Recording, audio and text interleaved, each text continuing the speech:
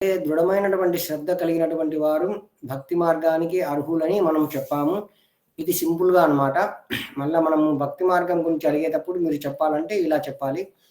భక్తి మార్గానికి ఎవరు అర్హులు అంటే, ఎవరైతే భగవంతుని యొక్క నామాన్ని, మహిమలను, ఆయన యొక్క లీలలను స్మరించుకుంటూ, ఆయన యొక్క నామాన్ని జపిస్తూ, ఆయన మహిమలను గుర్తు చేసుకుంటూ ఉండి, ఆయన మీద మనకు దృఢమైనటువంటి శ్రద్ధ అనేది రావాలి. అలా రావడమే మనకి భక్తి మార్గంలోనికి అర్హులని మనము చెప్తాము. తర్వాత ఆయన ఈ లోకంలో గాని, అంటే ఈ లోకంలో ఉన్నటువంటి ఇంద్రియ తృప్తులు అంటే సుఖాలు ఇలాంటివి అనవసరమైన ఇంద్రియ తృప్తులు, ఏదో జీవనానికి అవసరమైనవి కావాలి, మిగతావన్నీ అవసరం లేదనుకోవాలి ఆయన. అలాగే మోక్షం కావాలని, స్వర్గంలోకి వెళ్ళాలి, సుఖాలను అనుభవించాలని కానీ, అలాంటి వాటి మీద కూడా ఆసక్తి అనేది ఉండకూడదు. అలాంటి వాళ్ళు భక్తి యోగానికి అర్హులని మనకు పోయిన క్లాస్‌లో మనము చర్చ చేశాము. అంతకుముందు క్లాస్‌లో. అదే మనకి కర్మి అనేటువంటి వారు స్క్రీన్ కనిపిస్తుంది కదా మాతాజీ? కనిపిస్తుంది. మాతాజీ ఏదైనా ఇబ్బంది ఉంటే చెప్పండి. ఇక్కడ ఇప్పుడు కరెంట్ కూడా లేదు కాబట్టి.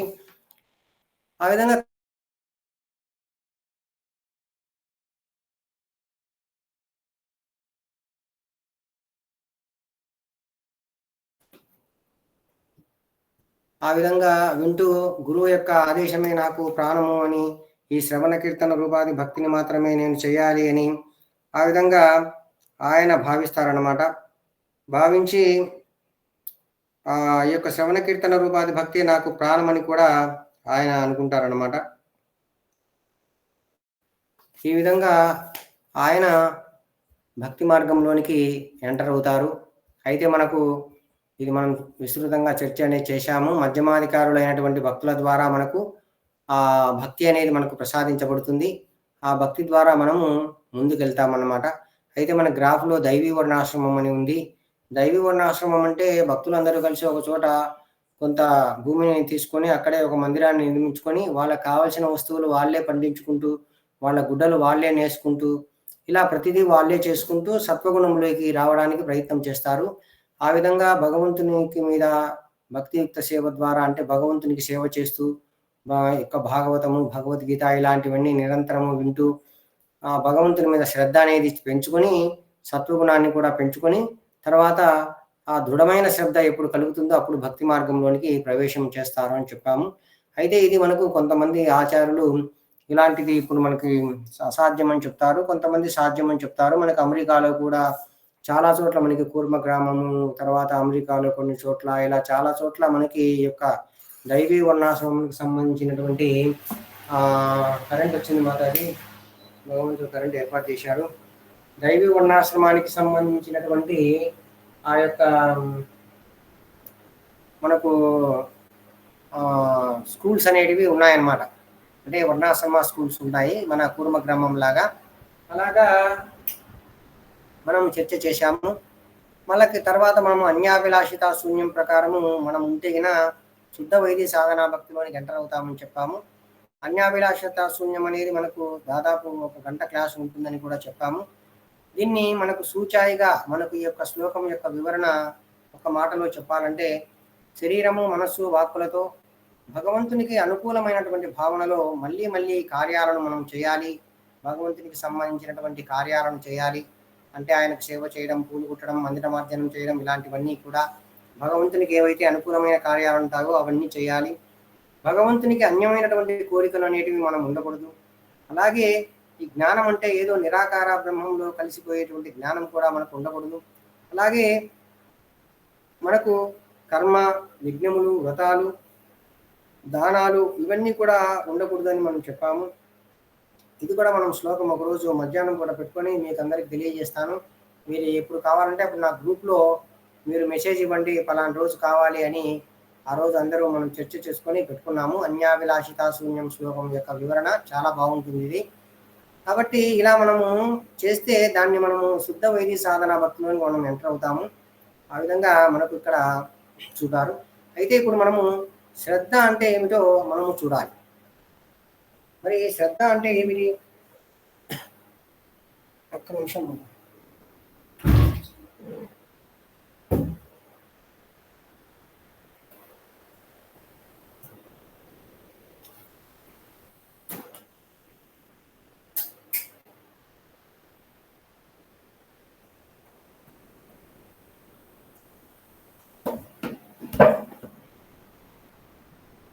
శ్రద్ధ అంటే మనకు శాస్త్రార్థ విశ్వాస అని వస్తుంది.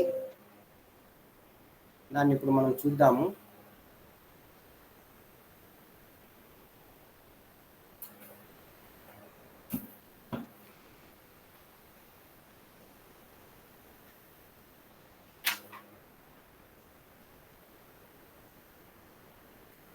ఇక్కడ మనకు శ్రద్ధ అనేది మనకు ఇక్కడ కనిపిస్తుంది కదా మాతాజీ. శ్రద్ధ అనేది కనిపిస్తుంది కదా మాతాజీ ప్రభుజీ. కనిపిస్తుంది ప్రభుజీ. ఇప్పుడు మనం ఈరోజు ఇంకా ఇక్కడ నుంచి ప్రారంభించాలి. శ్రద్ధ ఉంటేనే మనము భక్తి మార్గంలోనికి ఎంటర్ అవుతామని మనం గ్రాఫ్లో మనం చూసాం. మనకి జ్ఞాన మార్గంలో అయితే అంతఃకరణ శుద్ధి పొందాలి. అయితే ఈ యొక్క భక్తి మార్గంలో అయితే శ్రద్ధ అనేది ఎంట్రీ డోర్ అన్నమాట.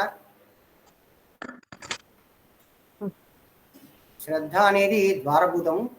మరి శ్రద్ధ అంటే ఏమిటో మనం ఇప్పుడు చర్చ అనేది చేద్దాము. ఎవరికైనా తెలుసా మాత? చెప్పగలరా శ్రద్ధ అంటే ఏమిటి? హరే కృష్ణ.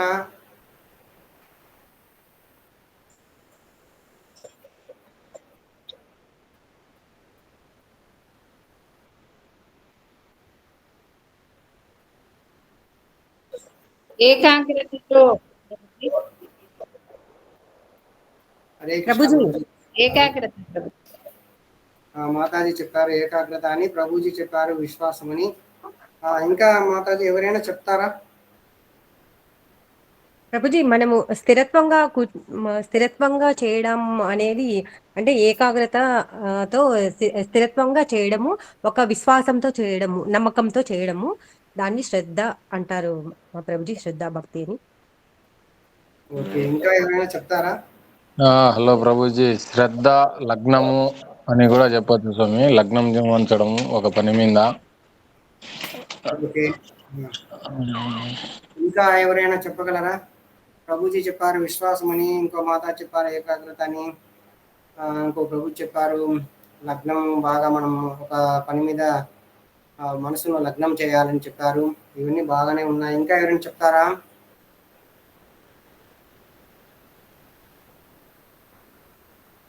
ఇంకా ఎవరైనా చెప్తారా మాతాజీ, ప్రభుజీ?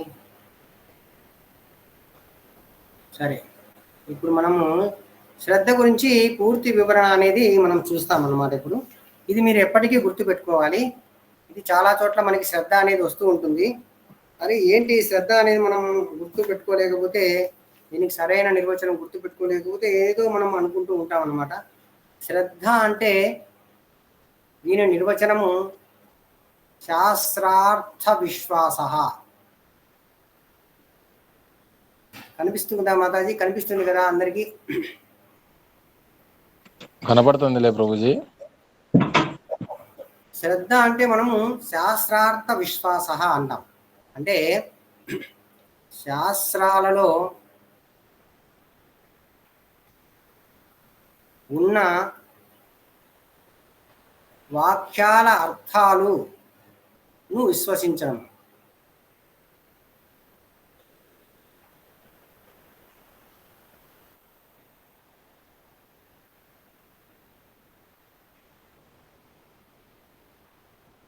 మనకి భక్తి మార్గంలో శ్రద్ధ, సాధుసంగ, భజన క్రియ, అనర్థ నివృత్తి, నిష్ఠ, రుచి, ఆసక్తి, భావ, ప్రేమ అనేవి వస్తాయి. అవే మనం ఇప్పుడు ఇంకా చర్చ అనేది చేస్తున్నాం. ఇప్పుడు శ్రద్ధ వచ్చిన తర్వాత మనము భక్తి మార్గంలోనికి ఎంటర్ అవుతామన్నాం. మరి శ్రద్ధ అంటే ఏమిటంటే, శాస్త్రాలలో మనకు కొన్ని వాక్యాలు అనేటివి ఉన్నాయి. ఆ వాక్యాల మీద మనము పూర్తిగా విశ్వాసం అనేది ఉండాలి. దీన్ని మనము శాస్త్రార్థ విశ్వాస అని అంటాం. దీన్ని విడదీస్తే శాస్త్ర అర్థ విశ్వాస, దీన్నే మనము శ్రద్ధ అని అంటాం అన్నమాట. అంటే ఉదాహరణకి శాస్త్రంలో ఒక మాట చెప్పబడి ఉంది, ఆ మాటను మనము యాజ్ ఇట్ ఈజ్గా తీసుకోవాలి. శాస్త్రాల యొక్క అర్థాలను మనం విశ్వసించాలి. భగవంతుడు ఉపనిషత్తులలో చెప్తారు, ఆయన చేతులు చేసే పని కళ్ళతో చేస్తాడు అంటారు. అంటే చేతులతో ఏదైనా పట్టుకోవచ్చు మనము, కానీ కళ్ళతో మనం పట్టుకోలేము. కానీ భగవంతుడు కళ్ళతో కూడా పట్టుకుంటాడు అని చెప్తారు. అలాగే ఏం చెప్తారంటే ఆయన అత్యంత దూరంలో ఉన్నాడు, మరి మనకు అత్యంత దగ్గరగా కూడా ఉన్నాడు అని చెప్తారు. ఆయన తన స్వధామములో స్థిరుడై ఉన్నాడు, కానీ ఇక్కడ వాయువులను, అగ్నిని, ఈ యొక్క వర్షాన్ని నియంత్రిస్తున్నాడు అని చెప్తారు. ఇలా ఏదైనా వాక్యాలను మనము, శాస్త్రాలలో ఉన్నటువంటి వాక్యాలను మనము ఎలాంటి తర్కం అనేది చేయకుండా,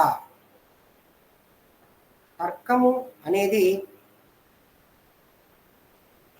చేయకుండా చూడండి, మరి ఆ వాక్యాలను మనం విశ్వసించాలి. ఎందుకు తర్కం చేయకూడదు అంటే మనకు వ్యాసుల వారు చెప్తారు, తర్కో అప్రతిష్టానం అని చెప్తారు.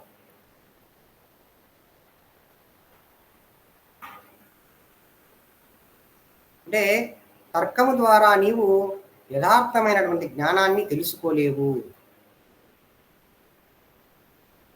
తర్కం అంటే తెలుసు కదా మాతాజీ? నిర్లక్ష్యం ప్రభుజీ.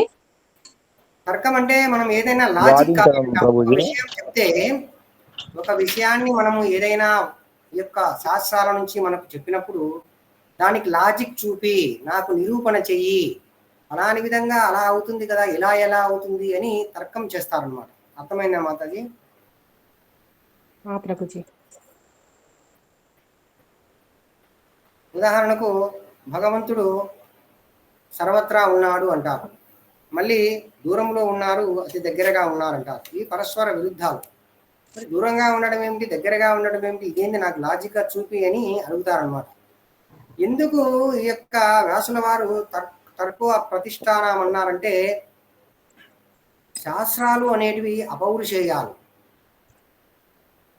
ఇది కొంచెము పెద్ద మ్యాటర్ అనమాట. కొంచెం చిన్నగా మీరు 2-3 పాయింట్ రాస్తామంతే. శాస్త్రాలు అపౌరుషేయాలు. అపౌరుషేయాలంటే ఎవరైనా చెప్తారా మాతాజీ, ప్రభుజీ?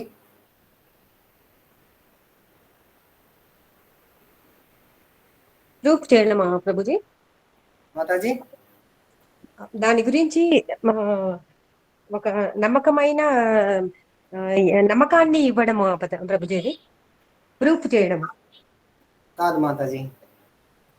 హరే కృష్ణ ప్రభుజీ, అది ఒక మనిషి నుంచి వచ్చింది కాదండి ప్రభుజీ. గంగాధర్ ప్రభుజీనా?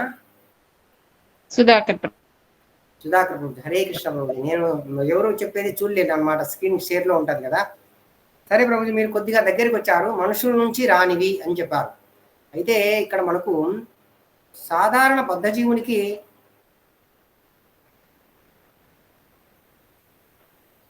అంటే నాలాంటి వాళ్ళకి 4 దోషాలు ఉంటాయి.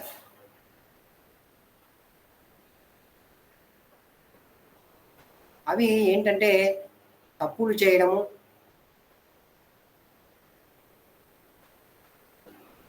రెండు ఇతరులను మోసగించడము,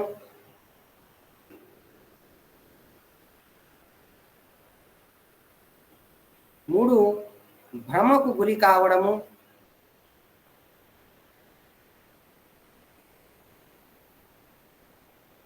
నాలుగు అసమగ్రమైన ఇంద్రియాలు కలిగి ఉంటాడు. ఇంద్రియాలు పరిపూర్ణంగా ఉండవు.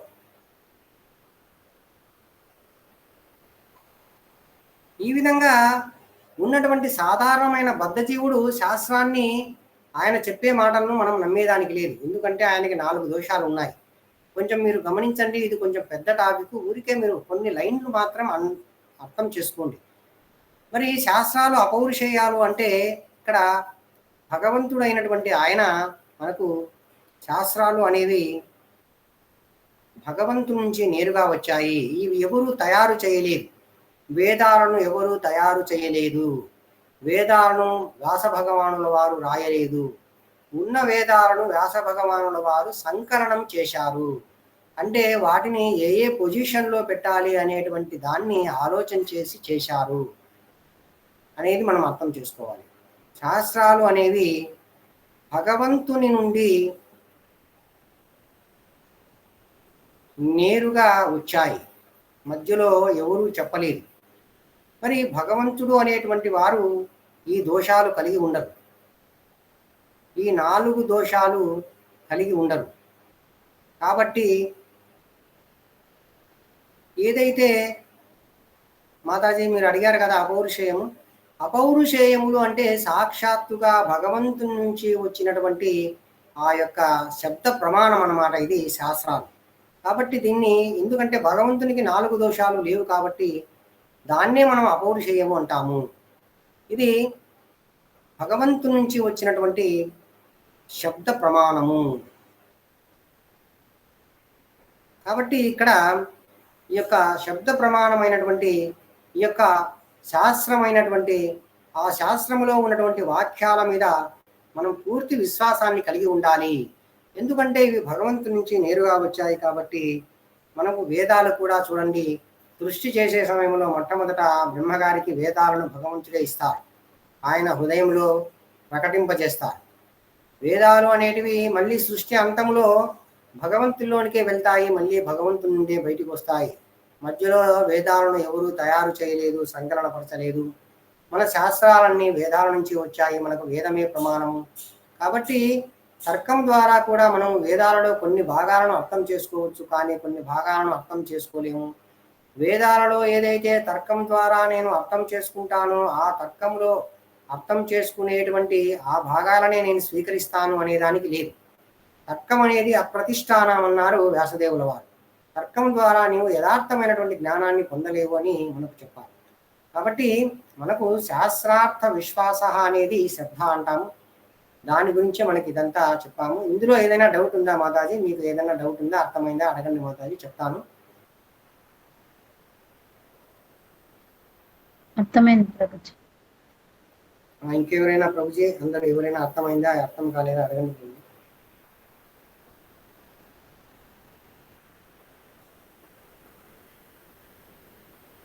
ఇంకా సరే, అయితే మనము ఇంకొక పాయింట్లోకి, శ్రద్ధ అనే దానికి ఇంకొక పాయింట్ ఏమిటంటే శాస్త్ర అవిధేయ ధారణం అంటాం. శాస్త్ర అవిధేయ ధారణం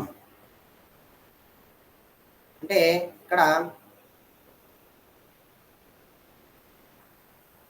శాస్త్ర అవిధేయ అంటే అర్థం ఏమిటంటే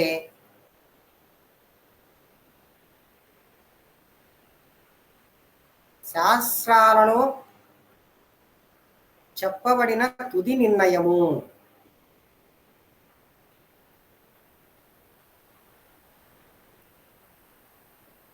ఇక ధారణం అంటే ధరించడము లేదా తీసుకోవడం. మనము శాస్త్రాలలో ఏదైతే తుది నిర్ణయం చెప్పబడ్డాయో దాన్ని తీసుకోవడమే మనము శాస్త్ర అభిధేయ ధారణం అంటాము. ఇది కూడా మనకి శ్రద్ధ అన్నమాట.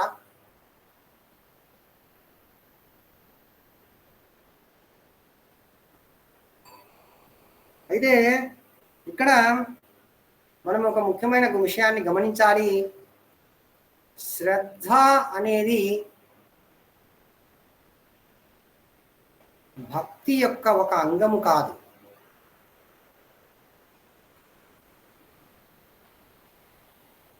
శ్రద్ధ అనేది వ్యక్తిని, అంటే శ్రద్ధ కలిగిన వ్యక్తిని అనన్యమైన భక్తిలోనికి తీసుకెళ్తుంది. ఇది కూడా ఒక ముఖ్యమైన పాయింట్.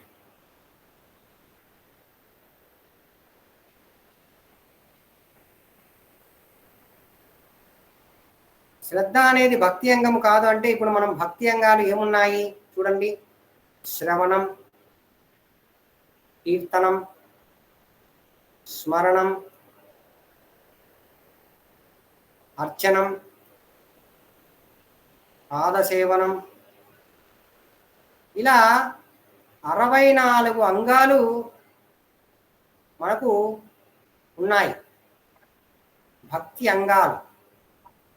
ఆ భక్తి అంగాలు అనేటివి శ్రద్ధ అనేది ఒక అంగం కాదు, అది మనం గమనించాలి. అర్థమైందా ప్రభుజీ, మాతాజీ, ఎవరికైనా?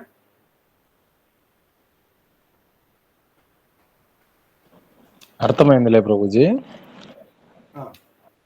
ఇంతవరకు గుర్తుపెట్టుకొని మనం ఇంకా లోతు వెళ్ళద్దు దీని గురించి. కాబట్టి శ్రద్ధ అనేది ఒక వ్యక్తిని అనన్యమైన భక్తిలోనికి తీసుకెళ్తుంది. అంతేకాని శ్రద్ధ అనేది భక్తి యొక్క అంగం కాదని మనం ఇక్కడ గమనించాలి. వీటన్ని నిరూపణలు మనం చేయాలంటే లోతైన గ్రంథాలు చర్చించాలి. మనకి ఇప్పుడు ఈ టాపిక్ ఉంది కాబట్టి మనం దీన్నే చర్చ అనేది చేస్తాం. ఇక్కడ మనం చూస్తాము, ఇంకా కనిపిస్తుంది కదా మాతాజీ, స్క్రీన్ షేర్ కనిపిస్తుంది కదా. కనిపిస్తుంది ప్రభుజీ. ఇక్కడ మనకు చెప్పాము ముందే, శుద్ధ వైదీ సాధన భక్తిని ప్రారంభించడానికి ప్రవేశ ద్వారం ఏమిటి అంటే శ్రద్ధ. ప్రవేశ ద్వారము భక్తి మరియు భగవంతుని పట్ల దృఢమైనటువంటి శ్రద్ధనే శుద్ధ భక్తిలోనికి మనం ప్రవేశించడానికి అర్హత. మరి శ్రద్ధ అంటే ఏమిటంటే భక్తి శాస్త్రాల సారములో నమ్మకం ఉండాలి. దృఢ శ్రద్ధ అని దాన్నే మనము అంటాము.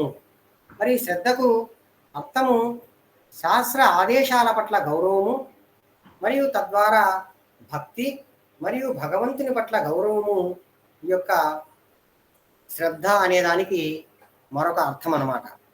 శ్రద్ధ అనేదానికి మరొక అర్థం ఏమిటి అంటే శాస్త్ర ఆదేశాలపై, చూడండి ఇక్కడ రాశారు, శాస్త్ర ఆదేశాల పట్ల గౌరవం ఉండాలి.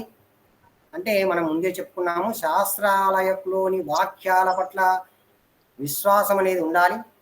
తద్వారా భక్తి మరియు భగవంతుడు పట్ల మనకు గౌరవం ఉండాలి. ఇది కూడా మనకు శ్రద్ధ కిందికి వస్తుంది. శ్రద్ధ అనేది వ్యక్తికి తన యొక్క కార్యాలను సరిగ్గా చేయిస్తుంది. చూడండి, ఏదైనా ఒక శ్రద్ధ ఉన్నప్పుడే మనము ఆ పనిని మనము చక్కగా నిర్వహించగలము. పనిలో శ్రద్ధ లేకుంటే భౌతికంలో కూడా అంటారు, రే శ్రద్ధగా పనిచేయరా నువ్వు అంటూ ఉంటారు. అంటే వారికి ఆ యొక్క పని మీద అనేది శ్రద్ధ అనేది ఉండదన్నమాట. మరి ఈ విధంగా శ్రద్ధ అనేది కర్మ, జ్ఞానము మరియు భక్తికి అవసరము. కానీ భక్తికి శ్రద్ధ తప్ప మరి ఏమీ అవసరం లేదు. చూడండి, భక్తిలో మనం ప్రవేశం చెందాలంటే శ్రద్ధ అనేది ఒక్కటే చాలు. మనకి భక్తి కోసం ఇది ప్రత్యేకంగా చెప్పబడినది. మరి కర్మజ్ఞానంలో మరి ఏం చేయాలి అంటే కర్మజ్ఞానాలలో కూడా మనకు ఈ యొక్క జ్ఞాన మార్గంలోనికి పోవాలంటే ఏం కావాలి? అంతఃకరణ శుద్ధి కావాలి. ముందు నిష్కామ కర్మయోగం చేయాలి, తర్వాత అంతఃకరణ శుద్ధి చేయాలి. మరి ఇక్కడ భక్తికి అనేది శ్రద్ధ తప్ప మరి ఏమీ అవసరం లేదు. ఈ నిష్కామ కర్మ యోగాలు, అంతఃకరణ శుద్ధులు అవన్నీ ఇక్కడ భక్తి మార్గంలో అవసరం లేదు. చాలా సులభమైన మార్గము భక్తి మార్గం. అందుకే మనకు 9.2వ శ్లోకంలో భగవద్గీతలో సుసుఖం కర్తుం అవ్యయం అంటారు. అంటే ఇది చాలా సుఖమైనది చేసేదందుకు అని చెప్తారు భగవంతుడే. రాజవిద్యా రాజగుహ్యం పవిత్రమిహ ముద్యమం ప్రత్యక్షావగమం ధన్యాం సుసుఖం కర్తుం అవ్యయం అని అక్కడ చెప్తారు భగవంతుల వారు. ఇక్కడ మనకు రాశారు చూడండి, శ్రద్ధ అనేది భక్తి యొక్క అంగము కాదు. చూడండి ఇక్కడ రాశారు. ఈ యొక్క పాయింట్ మనము సాధారణంగా ఎవరు చెప్పరు అన్నమాట. ఈ పాయింట్ తత్వ సందర్భంలో మనకు వస్తుంది. ఈ మధ్యనే క్లాసులు మనం రాస్తున్నాం కాబట్టి అక్కడ చెప్పాము. ఇక్కడ ఉందో లేదో నేను చూడలేదు, కానీ ఇక్కడ కూడా రాశారు ప్రభుజీ. శ్రద్ధ అనేది భక్తి యొక్క అంగము కాదు. భక్తి యొక్క అంగాలు మనం చూసాము ఇప్పుడు. శ్రవణం, కీర్తనం, విష్ణు స్మరణం, పాదసేవనం, అర్చనం, వందనం, దాస్యం, సత్యం, నివేదనం అనేటువంటివి 64 ఉన్నాయి. ఆ 64 అంగాలలో ఇది ఒకటి కాదు. కాబట్టి శ్రద్ధ అనేది చేసే వ్యక్తికి ఒక అర్హత మాత్రమే. భక్తి దాని ఫలితాలను ఇవ్వడానికి శ్రద్ధపై ఆధారపడదు. చూడండి, శ్రద్ధ ఉన్నటువంటి వ్యక్తే భక్తి యొక్క ఫలితాలను తీసుకుంటాడు అనేదానికి లేదు. కొంచెం శ్రద్ధ ఉన్న భగవంతునికి మనము భక్తియుక్త సేవ చేసినప్పుడు భక్తి యొక్క ఫలితాలు అనేటివి ఆటోమేటిక్గా వస్తాయి. ఉదాహరణకు మనం ఇక్కడ చూడండి, ఈ విషయాన్ని మనం రాస్తాము. ఇది కూడా ముఖ్యమైన పాయింట్, ఇది గమనించండి, చూస్తూ ఉంటాము. శ్రద్ధ అనేది శ్రద్ధ కలిగిన వానికే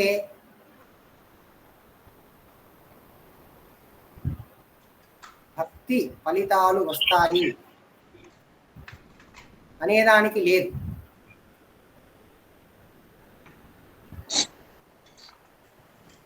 ఎందుకంటే ఇప్పుడు ఒక వ్యక్తి శ్రద్ధ లేకపోయినా భగవంతుని నామము తెలిసో తెలియకో జపించాలి.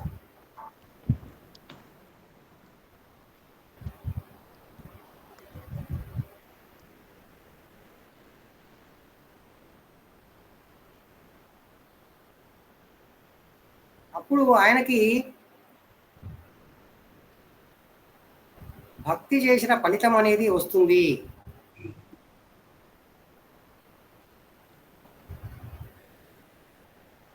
భగవంతుని నామాన్ని మనం తెలిసి చేసినా తెలియక చేసినా, అజ్ఞానంతో చేసినా జ్ఞానముతో చేసిన ఆ యొక్క ఫలితం అనేది, ఆ నామం అనేది మనకు ఇస్తుంది. కాబట్టి ఇక్కడ శ్రద్ధ లేకపోయినా కూడా మరి భక్తి యొక్క ఫలితాన్ని పొందవచ్చు. అంటే ఇక్కడ ఎందుకు చెప్తున్నారు ఈ మాట అంటే, భక్తి స్వతంత్రమైనది. భక్తి ఇతరుల దాని మీద దేని మీద కూడా ఆధారపడదు. ఇందాకే చెప్పుకున్నాము, శ్రద్ధ అనేది భక్తి యొక్క అంగము కాదు. శ్రద్ధ వలన వ్యక్తి ఎక్కడికి వెళ్తాడంటే అనన్యమైన భక్తిలోనికి మాత్రమే వెళ్తాడు. ఇక్కడ చూడండి, ఒక వ్యక్తి ఉద్దేశపూర్వకముగా కాకుండా ఒక హాస్యాస్పదంగా అంటే వెక్కిరింపు చేష్టలతో భగవంతుని నామాన్ని తీసుకున్నప్పటికీ, పవిత్ర నామాన్ని తీసుకున్నప్పటికీ ఆయనలో ఆ అపరాధములో చెడు ఉద్దేశము లేనప్పుడు కూడా భక్తి దాని ఫలితాలను ఇస్తుంది. మనం రాసిందే ఇక్కడ చెప్పారు. ఇప్పుడు ఈ విధంగా దృఢశబ్ద యొక్క లక్షణము శరణాగతి లేదా భగవంతునికి పూర్ణ శరణాగతి. ఇది మనం ఇప్పుడు రాస్తాము. ప్రతి ఒక్కరూ మనం చెక్ చేసుకోవచ్చు, మనకు శరణాగతి ఉందా లేదా అని. చూడండి, దృఢమైన శ్రద్ధ మనకు ఎప్పుడు కలుగుతుందో అప్పుడు మనకి శరణాగతి అనేది ఇస్తుంది. హరే కృష్ణ మాతాజీ, మీరు మ్యూట్ చేయండి మాతాజీ. శైలజ మాతాజీ, ఇక్కడ ఒక పాయింట్, ముఖ్యమైన పాయింట్, దృఢమైన శ్రద్ధ ఉన్నప్పుడు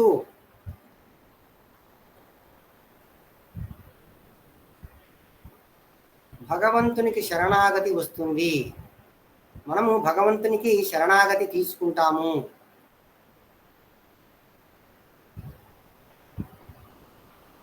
శరణాగతి వచ్చిందంటే దృఢమైన శ్రద్ధ ఉన్నట్టు.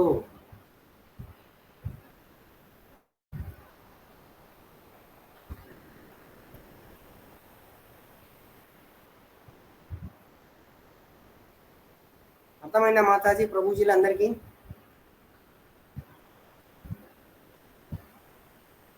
హరే కృష్ణ. అర్థమైందిలే ప్రభుజీ. ఇంకా ఎవరికైనా అర్థం కాలేదా? మరి శరణాగతికి ఒక శ్లోకం ఉంది. ఈ శ్లోకం ప్రకారం ఎవరైతే ఉన్నారో వాళ్ళే శరణాగతి తీసుకున్నట్లు. మరి అదేమిటో ఇప్పుడు మనము చూద్దాం. అర్థమైందా మాతాజీ? అందరికీ అర్థమైందా ప్రభుజీ?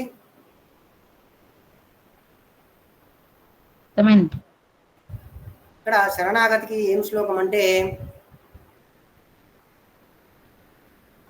అనుకూల్యస్య సంకల్ప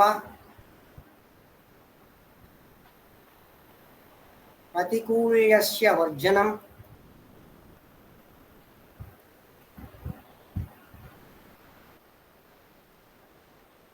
రక్షయిష్యతి విశ్వాసః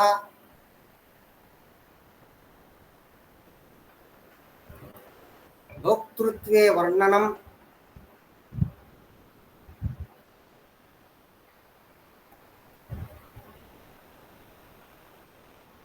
కార్పణ్యం ఆత్మనివేదనం.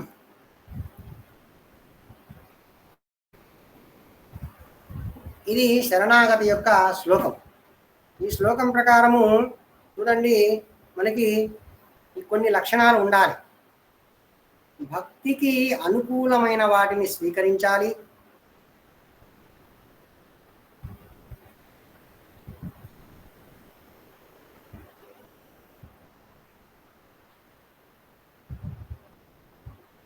చూడండి, మనమంతా భక్తి యోగమే చేయాలి కాబట్టి దీన్ని మనం నిదానంగా తీసుకెళ్తున్నాము.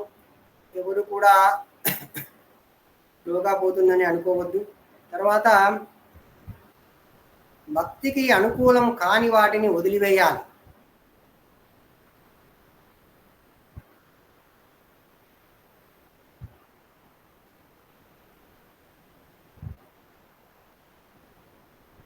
తర్వాత భగవంతుడు నన్ను అన్ని పరిస్థితులలో రక్షిస్తాడు అనేటువంటి విశ్వాసం ఉండాలి. చిన్న కష్టం వస్తే నేను ఇన్ని మాలలు జపం చేస్తున్నాను, ఇన్ని గంటలు చేస్తున్నాను, మరి నాకు ఎందుకు ఇలా వచ్చింది, కృష్ణుడు ఉన్నారంటారా అనేటువంటి అనుమానం వస్తుందన్నమాట. భగవంతుడు అన్ని పరిస్థితులలో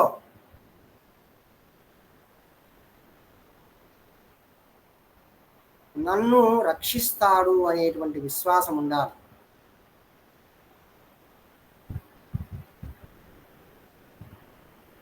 అలాగే ఆయనే నాకు పోషకుడు, ఏ పరిస్థితుల్లో అయినా నన్ను ఆయన పోషిస్తాడు.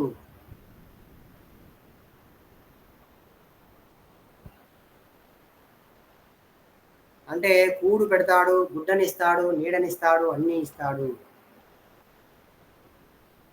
ఆయన కోసం నా శరీరాన్ని అయినా నేను ఇస్తాను.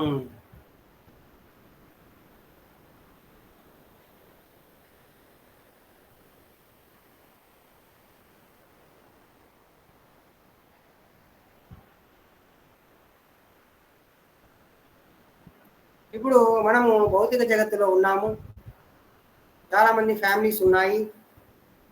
మనము ఈ శ్లోకం ప్రకారము మరి మనం కూడా కొంచెం ఆలోచన చేసుకొని ఏదైతే భక్తికి అనుకూలం కాని వాటిని కొన్ని తగ్గించుకోవాలి, కొన్ని భక్తికి అనుకూలమైన వాటిని పెంచుకోవాలి.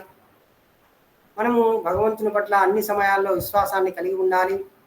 ఆయనే నన్ను పోషిస్తాడు, ఆయన కోసం నేను నా శరీరాన్ని అయినా త్యాగం చేస్తాను అనేటువంటి ఒక ఇది ఉన్నప్పుడే మనకు శరణాగతి వచ్చిందని అనుకోవాలి.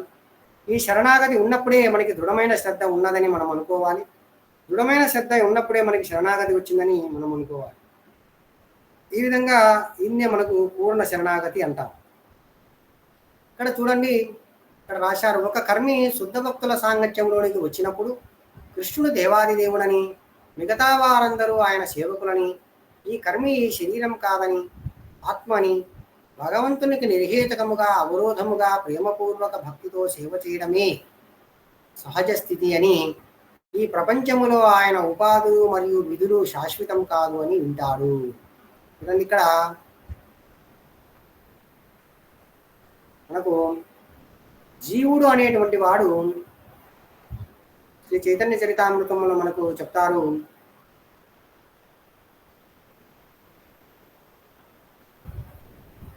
జీవేర స్వరూప కృష్ణ నిత్యదాస. అంటే జీవాత్మ అంటే జీవాత్మ యొక్క సహజమైన స్వరూపము ఏమిటంటే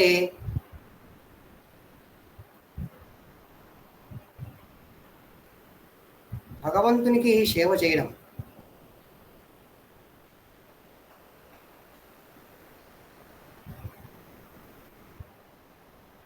ఇంకొకటి దాసభూత హరిహి అంటాం.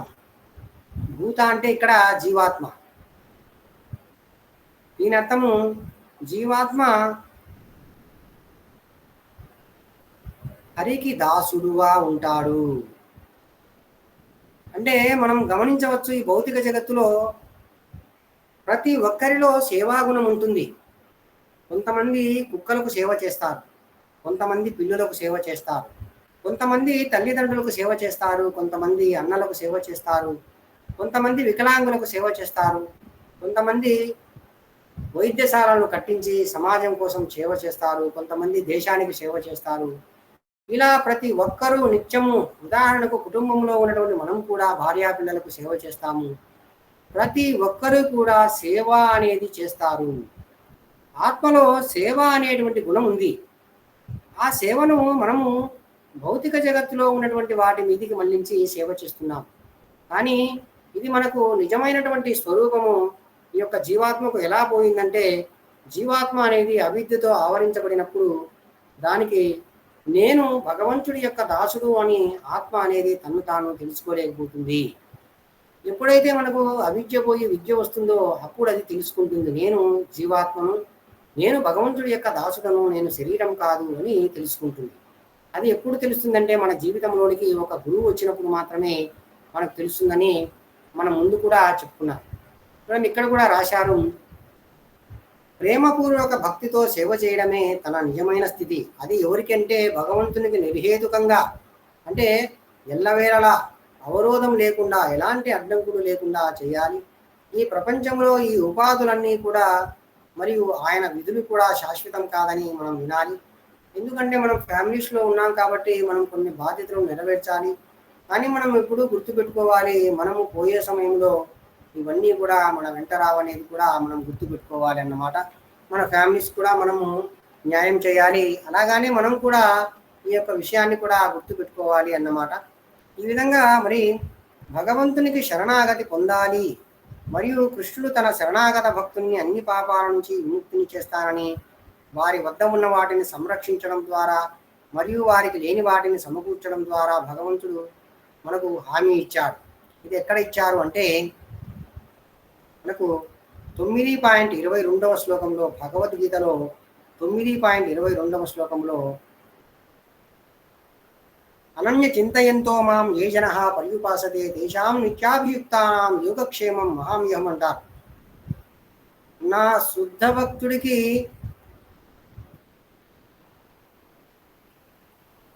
ఉన్న వాటిని రక్షిస్తాను,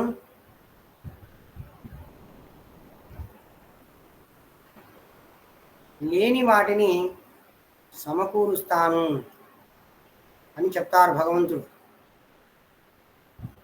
ఎప్పుడు ఈయన సమకూరుస్తాడు అంటే ఆయన శరణాగతి పొందాలి.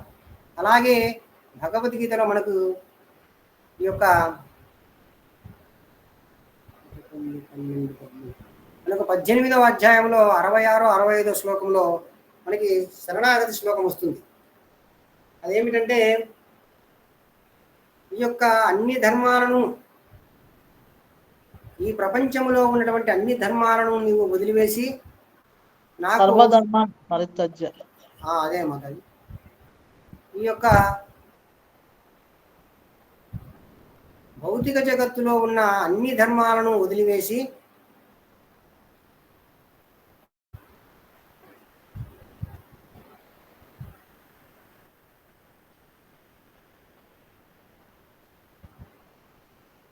నన్ను శరణు వేడుము.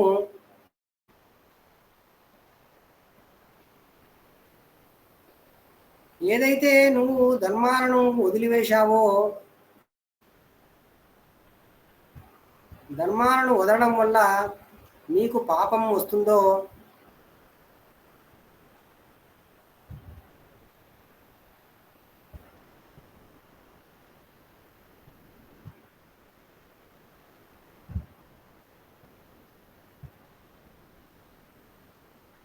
వాటిని నేను తీసేస్తాను అంటారు భగవంతుడు. ఇలా అనేక చోట్ల భగవద్గీతలో మనకు ఆశ్వాసం ఇస్తారు భగవంతుల వారు. సతతం కీర్తయంతో మాం యతంతం చ దృఢవ్రతః. ఇలా మనకు ఎన్నో రకాల శ్లోకాలలో నేను నీకు అన్ని విధాలుగా రక్షిస్తానని చెప్తారు. మరి ఇది కర్మి వెంటనే వింటాడు, భగవంతునికి శరణాగతి పొందడానికి సిద్ధంగా లేడు. ఎందుకంటే ఈ కర్మి అనేటువంటి వాడు ఇప్పుడే భక్తియుల సాంగత్యంలోనికి వచ్చాడు, అతనికి వెంటనే దృఢమైన శ్రద్ధ అనేది లేదు. కాబట్టి చూడండి, ఏదైతే మనము ఇక్కడ భౌతికమైన ఉదాహరణ ఇచ్చారు ప్రభుజీ గారు, ఒక యువతిని మనం వివాహం చేసుకున్నామని ప్రతిపాదించినప్పుడు, అంటే ఒక యువకుడు పోయి ఒక యువతి దగ్గరికి వెళ్ళి నేను నిన్ను ప్రేమిస్తున్నాను, నన్ను వివాహం చేసుకో అని అంటే ఆమె తొందరగా అంగీకరించదు. ఎందుకంటే అతని గురించి ముందు తెలుసుకుని మెల్లగా అతన్ని అంగీకరిస్తుంది. ఆ విధంగా మరి ఆమెకు రక్షణ కల్పిస్తాడని ఆమె నిర్ధారించుకోవాలి. అప్పుడే ఆమె అనేక రకాలుగా ఆయన మీద పరిశోధనలు చేసి, తర్వాత ఆయన యొక్క ఆర్థిక స్థిరత్వం, అంటే ఆయనకు ఎంత ఉంది డబ్బులు ఉన్నాయి, ఎంత ఆస్తి ఉంది, ఎంత భూమి ఉంది, ఈయనకు ఏం సాఫ్ట్వేర్ జాబ్ ఉందా, మరి ఎలా నన్ను రక్షిస్తాడు, మరి ఏదైనా చెడు అలవాట్లు ఉన్నాయా, ఇలా అన్నీ ఎంక్వైరీ చేసి ఆమె మళ్ళా నన్ను వివాహం చేసుకొని అతనికి చెప్తుంది. ఈ విధంగా ఆయనకి శరణాగతి అనేది పొందుతుంది. అలాగే ఈ కర్మి కూడా ఏం చేస్తాడంటే, కృష్ణుడు నిజంగా దేవాది దేవుడేనా అనే సందేహం ఉంది ఈ కర్మికి. మరియు అతను అలా ఉన్నప్పటికీ అతడు నిజంగా తన భక్తులను రక్షిస్తాడా, ఈ కృష్ణుడు దేవాది దేవుడా, అతడు ఏమిటి ఆ యొక్క గోపికల వస్త్రాలను తీసుకువెళ్ళి అలా నగ్నంగా చేసి ఏమిటి ఇదంతా రాసలీలలు చేయడం ఏమిటి, ఈయన దేవాది దేవుడు ఏమిటి, ఇలా ఎన్నో రకాలైనటువంటి అసంభావన విపరీత భావనలు అనేటువంటివి ఆయన మెదుడులో ఉంటాయి. అసంభావన విపరీత భావన అంటే, అసంభావన అంటే శివుడు ఎందుకు దేవాది దేవుడు కాకూడదు, కృష్ణుడే ఎందుకు దేవాది దేవుడు కావాలి, అక్కడక్కడ శివపురాణంలో అక్కడ అలా చెప్పారు, మన ఇక్కడ ఎందుకు ఇలా చెప్తున్నారు అని మనకు అసంభావన అన్నమాట. విపరీత భావనలు అంటే ఏంటి, నా చిన్న పిల్లవాడు మరి వెన్నను దొంగిలించడం ఏమిటి, ఈ దొంగతనాలు చేయడం ఏమిటి, భగవంతుడు ఏమిటి దొంగతనాలు చేయడం ఏమిటి, ఆ యొక్క కాలయవనుడు ఆయన యుద్ధంలో వస్తే ఈయన పరిగెత్తడం ఏమిటి, ఏంటి ఇవన్నీ, అసలు ఈయన నిజంగా భక్తులను రక్షిస్తాడా అనేటువంటిది విపరీత భావన. ఇలాంటి అసంభావనలు విపరీత భావనలు మనకి ఈ కర్మి అనేటువంటి వాడు భక్తుల సాంగత్యంలో వచ్చినప్పుడు ఆయనకు ఉన్నాయి. మరియు అతడు రక్షించాలనుకున్నప్పటికీ అతనికి పూర్తయిన రక్షణ ఇచ్చేటువంటి శక్తి నిజంగా భగవంతునికి ఉందా, ఈ సందేహాలన్నీ మరి తీర్చుకోవాలి. తీర్చుకుంటే తప్ప ఏదైతే ఆడపిల్ల మగపిల్లవాడిని గురించి సందేహాలన్నీ తీర్చుకున్నాక శరణాగతి అవుతుందో, ఈ యొక్క కర్మి కూడా ఇప్పుడే భక్త సాధువు యొక్క సాంగత్యంలోనికి వచ్చారు, వచ్చి ఇటువంటి సందేహాలన్నీ కలిగి ఉన్నారు. మెల్లగా మరి ఈ సందేహాలన్నీ ఆయన తీర్చుకోవాలి. దానికి మనకు ప్రధానంగా 3 విషయాలు అనేటివి అవసరమవుతాయి. ఈ దృఢమైనటువంటి శ్రద్ధ కావాలంటే 3 విషయాలు అవసరమవుతాయి. ఏమిటంటే శుద్ధ భక్తుడికి సాంగత్యంలో మనకు లభించినటువంటి ఆ శుద్ధ భక్తుడి ద్వారా లభించినటువంటి కృప ఒకటి, మన విశ్వాసాన్ని ఆపగలిగినటువంటి ప్రధానమైన అనర్థాలను మనం లేకుండా చూసుకోవాలి. నాకు ఒక డౌట్ వచ్చింది, కృష్ణుడు దేవాది దేవుడు కాదు అని. మరి ఆ డౌట్ను మనము పోగొట్టుకోవాలి, ఆ విశ్వాసాన్ని మనము పెంపొందించుకోవాలి.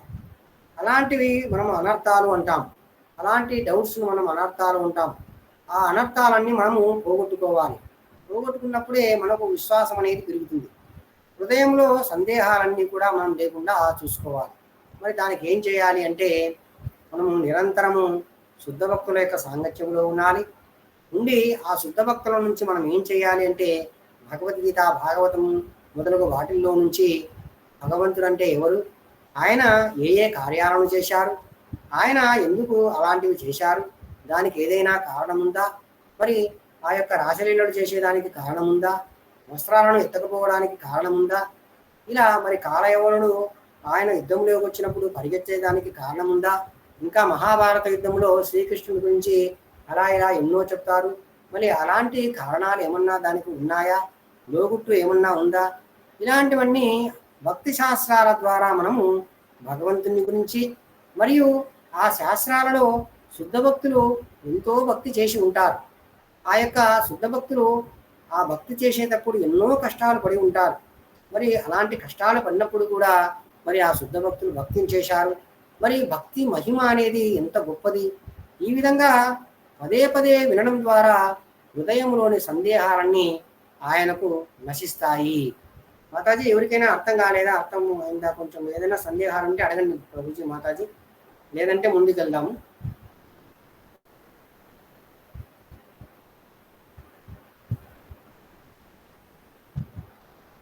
హరే కృష్ణ.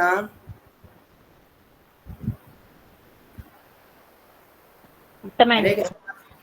ఎవరికైనా అర్థం కాకుంటే అడగండి మాతాజీ ప్రభుజీ. ఇప్పుడు మనం ఇది ఎక్స్ప్లెయిన్ చేసేది అర్థమవుతుందా కాలేజా మాతాజీ?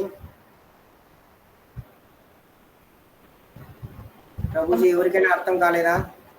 అర్థమవుతుంది ప్రభుజీ. అర్థమైతుందిలే ప్రభుజీ. ఓకే. ఈ విధంగా మనకు భక్తి శాస్త్రాలను అధ్యయనం చేయడం వల్ల భక్తి యొక్క మహిమను మనం తెలుసుకుంటాము. భగవంతుడు మరి అలా చేశాడు ఇలా చేశాడు అనేటువంటి సందేహాలన్నీ మనం పోగొట్టుకుంటాము. మరి ఈ భక్తి శాస్త్రాలను ఎవరి ఆధ్వర్యంలో మనం అధ్యయనం చేయాలి అంటే, ఎవరి ఆధ్వర్యంలో అంటే వారి ఆధ్వర్యంలో మనం అధ్యయనం చేస్తే మళ్ళీ బుద్ధిపాలవుతాం. బుద్ధ భక్తుల యొక్క సాంగత్యంలోనే మనము భక్తి శాస్త్రాలను యాజ్ ఇట్ ఈజ్గా మనం అధ్యయనం చేయాలి. ఈ విధంగా ఈ శాస్త్రాలను మనం క్షుణ్ణంగా అధ్యయనం చేయడం వల్ల వాటి గురించి ఆలోచించడం కూడా మనకు చాలా అవసరము. మనము రాత్రి నిద్రపోయే ముందు చూడండి, భగవద్గీతలో ఆ భగవంతుడు ఆ మాట అన్నాడు కదా, మరి ఎందుకు అన్నాడు, భాగవతంలో మన ఇలా జరిగింది కదా, ఆ భక్తుడికి ఇలా జరిగింది కదా, మరి ఆ భక్తుని మరి భగవంతుడు ఎలా రక్షించాడు, గజేంద్రుడు 1000 సంవత్సరాలు అలా పోరాడాడు ఆ నీటిలో, మరి ముసలి నుంచి విడిపించుకోలేకపోయాడు, మరి ఎలా ఎందుకు జరిగింది, చూడండి, ఆయనకి పూర్వజన్మలో చేసినటువంటి భక్తి ఒక్కసారిగా జ్ఞాపకం వచ్చింది. అలాంటప్పుడు ఆయన ఏం చేశాడు అంటే, భగవంతుని యొక్క పేరు కూడా చెప్పకుండా, ఎవడైతే ఈ యొక్క ప్రపంచానికి విశ్వానికి ఆది మూలమైనటువంటి వాడు, ప్రళయం జరగకముందు ఎప్పుడు శాశ్వతంగా నిలిచి ఉంటాడు, అటువంటి వాడు నన్ను వచ్చి రక్షించుగాక అని ఏవేవో ఆయన చెప్పారు. మరి ఎవరి పేరు కూడా పిలవలేదు. ఒక పువ్వు తీసుకుని అలా పైకెత్తగానే భగవంతుడు నన్ను పిలిచాడు అనేటువంటి భావనలో ఉరుకు పరుకుల మీద వచ్చి ఆ గజేంద్రుని రక్షించాడు. మరి ఎందుకు అలా రక్షించాడు? ఇలా విషయాలన్నీ మనం పండుకునే పోయే ముందు చాలా విషయాలు అలా ఆలోచిస్తూ మనము మననం అనేది చేసుకోవాలి. ఆ విధంగా చేయడం వల్ల మన హృదయంలో సందేహాలు అనేటివి కూడా వెళ్తాయన్నమాట. పవిత్ర నామాలను జపించాలి.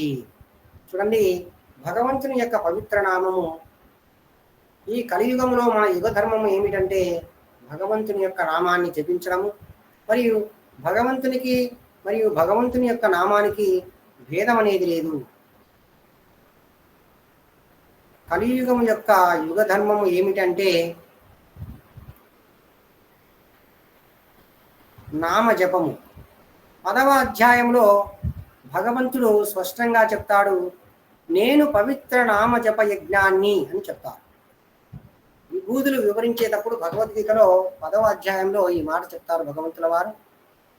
10వ అధ్యాయము భగవద్గీతలో చెప్తారు, సంకీర్తన యజ్ఞం చేయాలి. అంటే వీధుల వెంట మనము కరతాళాలు మృదంగము తీసుకొని హరే కృష్ణ కృష్ణ కృష్ణ హరే హరే, హరే రామ రామ రామ హరే హరే అని జపం చేసుకుంటూ వీధుల వెంట నడుస్తూ ఈ నామ జపము అనే దాన్ని అందరికీ ఇవ్వాలి. అయితే మరి హరే కృష్ణ మహామంత్రమే ఎందుకు తీసుకోవాలి? వేరేటి తీసుకోవచ్చు కదా అంటే, కలియుగములో ప్రభావశీలమైనటువంటి మంత్రము అని మనకు కలి సంతరణ ఉపనిషత్ అనేటువంటి దానిలో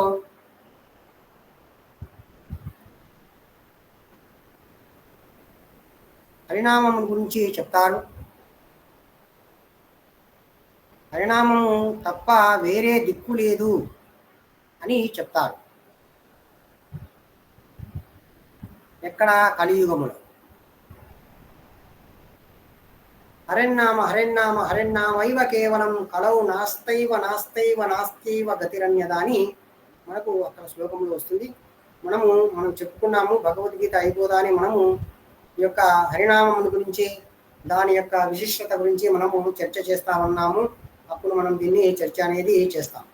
ఈ విధంగా చూడండి, మనం ఏదైనా తప్పులు చేసి ఉన్నా కూడా భగవంతుని యొక్క నామాన్ని మనము పదే పదే ఉచ్చరించడం వల్ల మనలో తప్పులు అనేటివి వెళ్తాయి, ప్రాయశ్చిత్తం అనేది జరుగుతుంది, అనర్థాలు కూడా మనకు వెళ్తాయని మనము అర్థం చేసుకోవాలి. చూడండి, ఈ విధంగా శుద్ధ భక్తుల యొక్క కృప ఒకటి, ఈ విధంగా శ్రద్ధ అనే యొక్క శుద్ధ భక్తుల కృప, పవిత్ర నామాలను జపించడం వల్ల ఏదైతే శ్రద్ధను అడ్డుకునేటువంటి అనర్థాలు ఏవైతే ఉన్నాయో అవన్నీ నశిస్తాయి. అర్థమైందా ప్రభుజీ, మాతాజీ? అందరికీ అర్థమైంది కదా? అర్థమైంది ప్రభుజీ.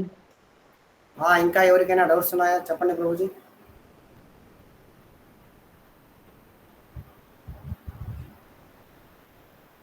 హరే కృష్ణ. ఏం లేవా ప్రభుజీ, మాతాజీలు?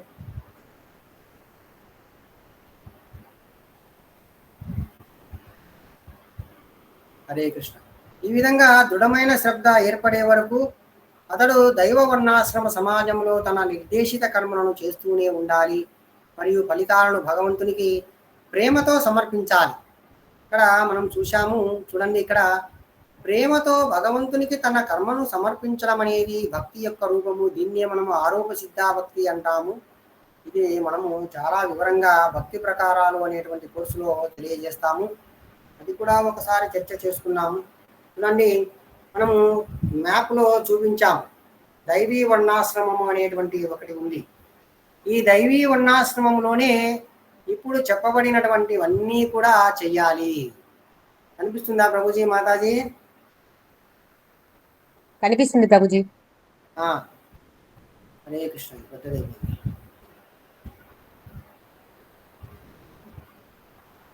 దృఢమైన శ్రద్ధ వచ్చేంత వరకు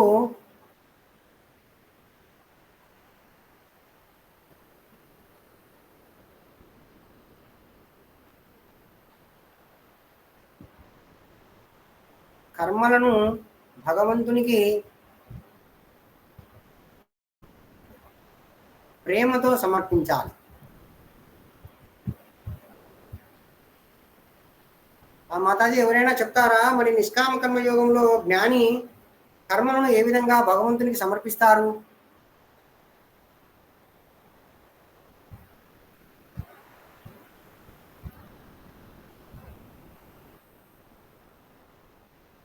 హరే కృష్ణ. 6 రకాలుగా సమర్పిస్తారు ప్రభు. కర్మి ఆ? 6 రకాలుగా సమర్పిస్తారు ప్రభు భగవంతునికి. అది కర్మి యొక్క రకాలు. కర్మి కర్మ చేసి ఫలితాలను జ్ఞాని సాంగత్యంలోనికి వచ్చినప్పుడు భగవంతునికి ఎలా సమర్పిస్తారు? ఇక్కడ మనము భక్తి మార్గంలో ప్రేమతో అన్నాము, అక్కడ ఒక వర్డ్ ఉంది, అంతర్కరణ శుద్ధితో. కాదు ప్రభుజీ, అది అంతఃకరణ శుద్ధి అంటే నేను ఆత్మ అని తెలుసుకోవడం. కర్మను తను చేసినటువంటి కర్మ యొక్క ఫలితాన్ని ఏ విధంగా సమర్పిస్తారు? ఏ బుద్ధితో సమర్పిస్తారు? హరే కృష్ణ. ఆయన అన్ని ఇంద్రియాలన్నీ కర్మబంధనం నుంచి నేను విడవడాలి అనేటువంటి బుద్ధితో అక్కడ అర్పిస్తారు. అది మనం ఫ్యాన్ ఉదాహరణ చెప్పుకున్నాం కదా ప్రభుజీ. హరే కృష్ణ.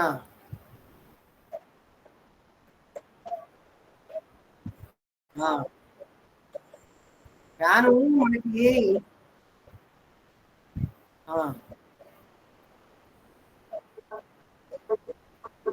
ఎస్ ప్రభుజీ, భక్తి మార్గంలో ప్రేమతో సమర్పిస్తాడు. ఉదాహరణకు మన ఇంట్లో ఒక ఫ్యాన్ ఉందనుకోండి, ఆ ఫ్యాన్ తీసుకెళ్ళి ఒక బ్రహ్మచారికి ఇచ్చి, అయ్యా బ్రహ్మచారి గారు, ఇప్పుడు మీరు వేసవికాలం ఉంది, మీ రూమ్లో ఫ్యాన్ కూడా లేదయ్యా, ఎలా ఉన్నారు మీరు? ఈ ఫ్యాన్ తీసుకొని మీరు కొంచెం ఆ చెమట అందుకు తగ్గించుకోండి, బాగా మీకు గాలి ఇవ్వాలి అని. ఫ్యాన్ కాకుంటే కూలర్ ఇవ్వచ్చు, కూలర్ అయినా ఇచ్చి మనం అలా ప్రేమతో చెప్తామన్నమాట. అలానే భగవంతునికి మన కర్మ ఫలితాలను ఇక్కడ ప్రేమతో మనము సమర్పిస్తాం. ఆ విషయాన్ని మనకు ఇక్కడ చెప్తున్నారు. ఇంకా మనం మెల్లగా గ్రాఫ్లోనికి ఎంటర్ అవుతాము. ఇక్కడ ఉన్నాం మనము, ఈ క్రసర్ కనిపిస్తుంది కదా, దైవీ వర్ణాశ్రమంలోనే మనం ఉన్నాము. ఇప్పుడు చర్చ చేసేదంతా ఇదంతా ఇక్కడ రాయలేం కాబట్టి మనము చర్చ అనేది చేస్తున్నాము, వీలైనంతగా రాసి. ఇంకా శ్రద్ధ అనేది వచ్చిన తర్వాత మనం జ్ఞాన మార్గంలో, భక్తి మార్గంలోనికి వెళ్తామన్నమాట. ఈ విధంగా మరి ఈ కర్మ ఫలితాలను భగవంతునికి సమర్పించడము ప్రేమతో అనేది ఆరోప సిద్ధ భక్తి అవుతుంది. మనకు భక్తులు 3 రకాలు ఉన్నాయి. ఇది కూడా చాలా పెద్ద సబ్జెక్ట్ అన్నమాట. ఇది మనం చెప్పేదానికి మొదలుపెట్టి మళ్ళీ సాల్వ్ చేశాము ఆ గ్రూప్లో. భక్తి అనేది 3 రకాలు ఉంటుంది. ఒకటి ఆరోప సిద్ధ భక్తి, 2 సంఘ సిద్ధ భక్తి,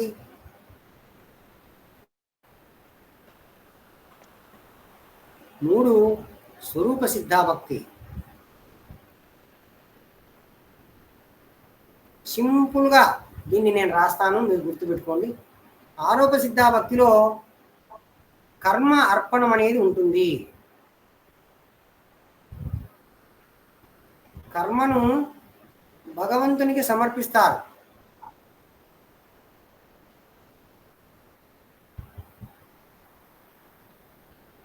సంఘ సిద్ధ భక్తిలో అంటే భక్తికి, ఇక్కడ భక్తి అంటే ఒకటి గుర్తుపెట్టుకోవాలి, శ్రవణ, కీర్తన, స్మరణ రూపాది భక్తి అని మనము గుర్తుపెట్టుకోవాలి. ఇక్కడ మాత్రము ఇక్కడ మనం భక్తి అంటే దీన్ని గుర్తుపెట్టుకోవాలి. భక్తికి కర్మ అనేది జోడిస్తాడు.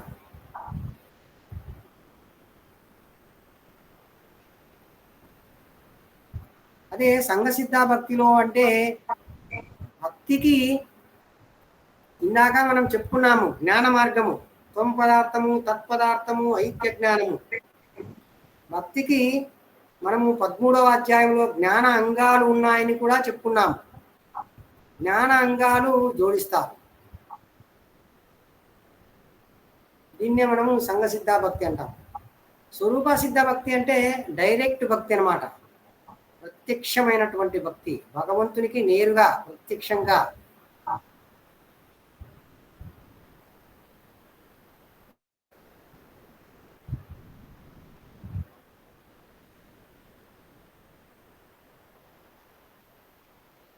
ఇదే మనము శ్రవణ కీర్తన రూపాది భక్తి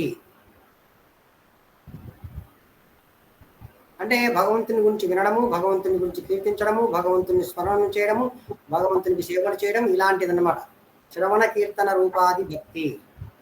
ఇది సింపుల్ వర్డ్స్ అనమాట. ఇలా సింపుల్ గా దీన్ని గుర్తుపెట్టుకోవచ్చు.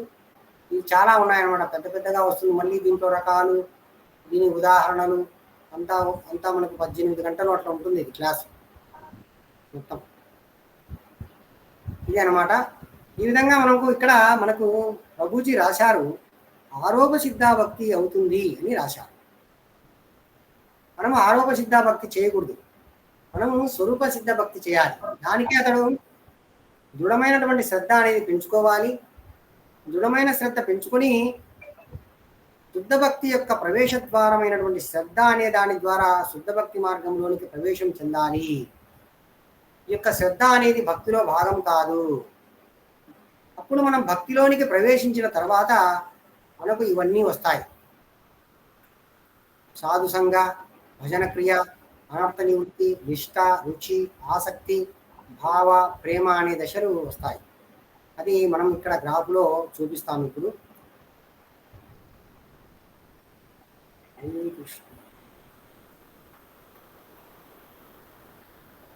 ఇవన్నీ మన గ్రాఫ్ కనిపిస్తుంది కదా.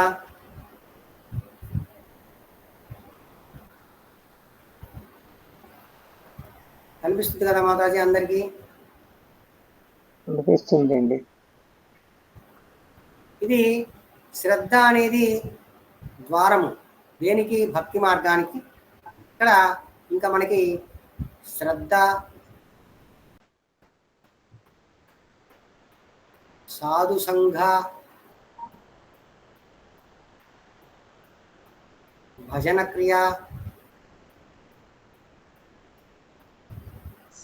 అనర్థ నివృత్తి, నిష్ఠ,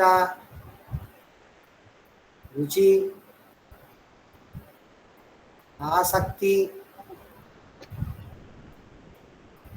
భావ, ప్రేమ. ఈ ప్రేమ ద్వారా భగవద్ధామానికి వెళ్తారు.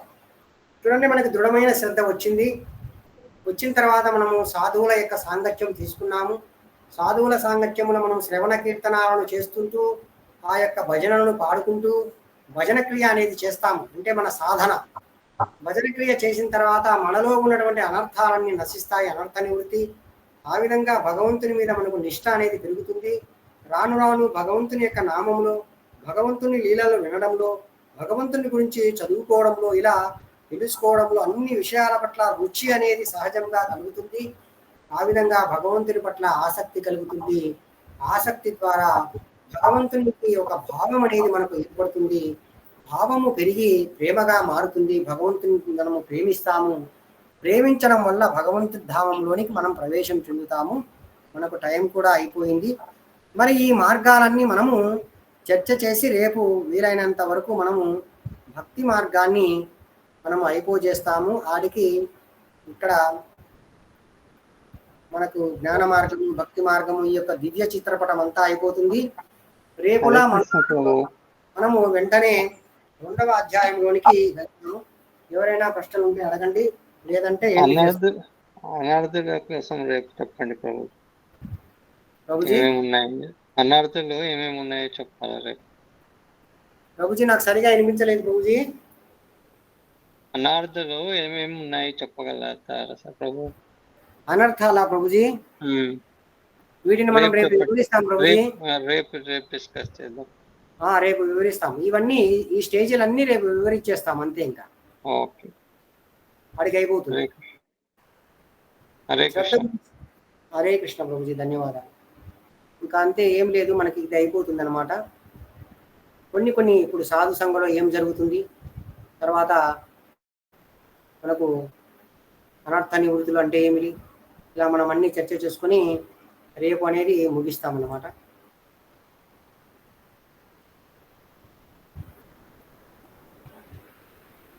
మనకు భజన క్రియలో ఏమొస్తాయి మొత్తం అన్ని రేపు వివరిస్తాము.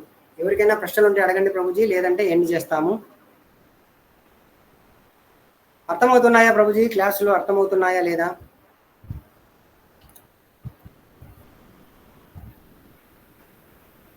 మాతాజీ అందరికీ అర్థమవుతున్నాయా? బాగా అర్థమవుతుంది ప్రభుజీ. అర్థమవుతున్నాయి ప్రభుజీ.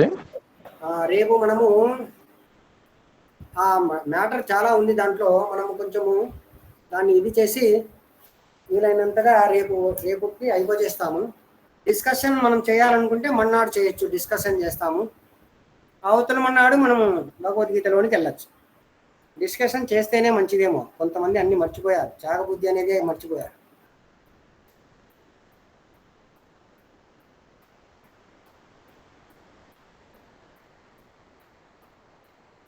హరే మాతాజీ, అయితే ప్రశ్నలు లేకుంటే ఏం చేస్తాము? హరే కృష్ణ, దండవత్ ప్రణామం అందరికీ. హరే కృష్ణ ప్రభు, ధన్యవాదాలు.